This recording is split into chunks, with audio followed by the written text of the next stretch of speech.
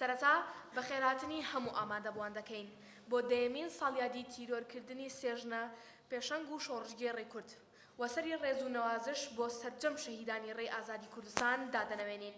وەک هەمووان دەزانن 10 ساڵ بەر لە ئێستا سێژنە تێکۆشەر و شۆڕژگێری گەلەکەمان لە پاریس کۆمەڵکوژ دەکرێن و بەهۆی نەناساندنی بکەرانی ئەم کۆمەڵکوژیە دوای 8 ساڵ لەو کۆمەڵکوژە لە پارێزی پایتەختی بەناو شارستانیدا 3 تێکۆشەر و شۆڕژگێڕی دیکە بەدەستی سیخوڕانی میتی تورک تیرۆر دەکرێن.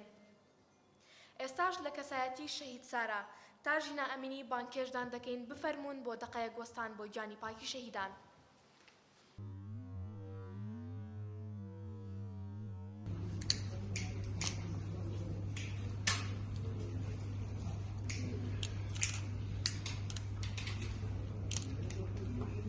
لە ساڵیادی تیرۆرکردنی ژنە تێکۆشەر گەلی کورد ساکینە جانسس و هەڤاڵانی لەیلا شایلەمەز و فێدان دۆغان سەری ڕێزدا ئەنوێنین لە ئاست ئەو تێکۆشانە مەزنە و شکوداری کە بوو بە میراتێکی بۆ ئێمەی ژنان بە تیرۆرکردنی هەڤاڵ ئەڤینگۆیی و هەڤاڵانی جارێکی تر بەرینی ساکینە و هەڤاڵان لە دڵماندا کولایەوە و خەراگیری و پێداگیری ژنانی تێکۆشەر فراوانتر بوو.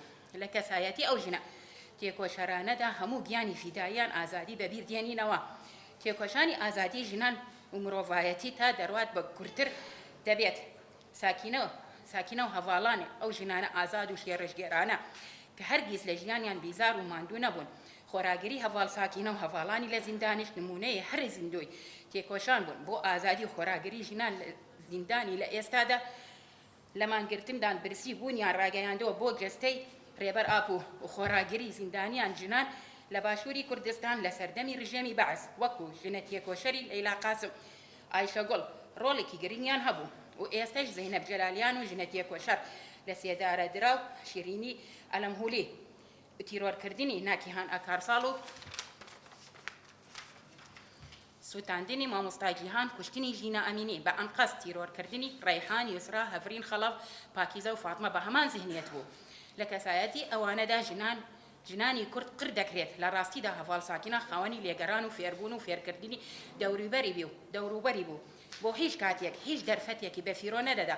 کاتێک تێکۆشان بۆ ئازادی پێکرد بەبێ دوودڵی بە هەموو هزر و ڕامانی خۆی بە هەمیشە هەوڵ دەدات وەکو کەسێکی ژنێکی ئازاد خواز و شۆڕژگێرێکی پێشەنگ قۆناغ و ڕۆژەکانی تێکۆشان بە فەلسەفەی ژنی ئازادی تێکۆشانی ئازادی زیاتر لە 40 ساڵ تێکۆشانی لە دژی زیهنیەتی کۆنەپەرستی و داگیرکاری نکۆڵی لێکردن و لە ناسنامەی کورد بۆ یادی 11 ساڵەی کۆمەڵکوژی پاریس.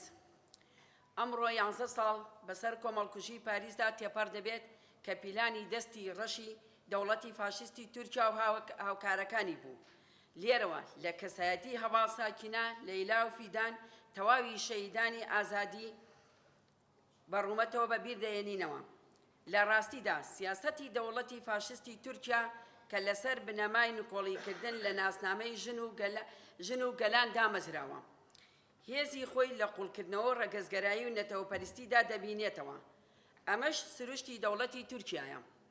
بۆ ئەم مەبەستا دەوڵەتی تورکیا بۆ ئەوەی گورزی کاریگەر بوەشێنێت هەمیشە پێشەنگەکانی تێکۆشانەکەمان دەکاتە ئامانج.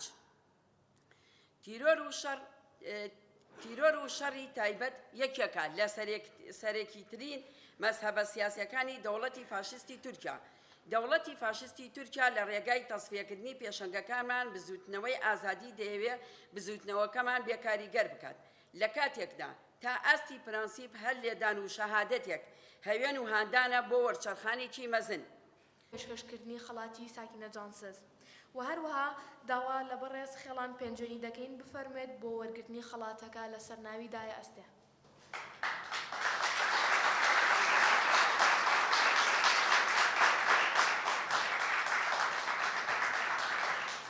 من وەکو خوشکی شەهیدێک ئەم خەڵاتە بەرز و پیرۆزە کە ئەگدرێ بە هەر کەسێ ئەبێ زۆر بە تایبەت ڕێزی لێ بگیرێ و بنرخێ وەکو ئێمە ڕێگایە بێ شەهید ساکینە و هەڤاڵەکانی بگرینەوە ڕێگاکەیان بەرنەین هەتا ماوین ئەو خەباتی ئەوان و ئەو ئەوان ڕێگای ئەوان کە گرتویانە ئێمە بەری نەدەین و زیاتر ئیشکەین و سۆزیش بدەین بە ڕۆحی ئەوان و بە خوێنی ئەوان کە تاک و مردن خەریک ڕێبازی بەر نەدەین.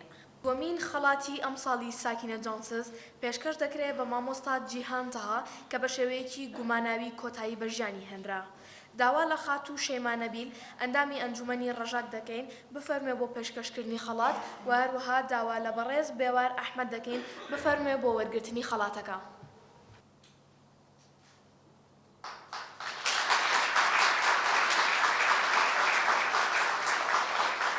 شۆڕشگرتی لە بەرچاوگرتنی هەموو شتێک و باوەشکردنەوە بوو بۆ هەموو زەحمەتیەک. شەهید سارا. ئامادەبوان ئێستاش بفەرمونون پێکەوە بینەری سینەفزیۆن ببین لەسەر ژیانی شەهید سارا و هەڤاڵانی و شەهیدانی دووەمین کۆمەڵکوژی پاریس. ساکینە کاریگەری داپیرەی بەسەر بووە، بەڵام سەبارەت بە دایکی دەڵێت دایکم بە گەزایەتێکی سەرکەشی پێهەندن فێری شەڕکردنیشی کردن بۆ بۆیەوە زۆر قەرزانی ئەو